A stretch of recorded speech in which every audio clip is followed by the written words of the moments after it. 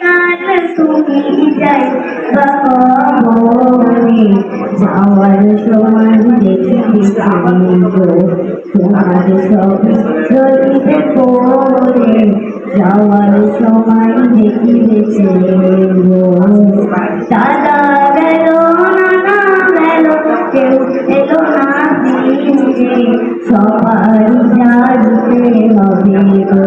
ভজন অন্ধকার কবরে সবাই জানতে হবে ঘর বলে না বাড়ি করো চলো তারা করে ভজন অন্ধকার কবরে সবাই জানতে হবে গো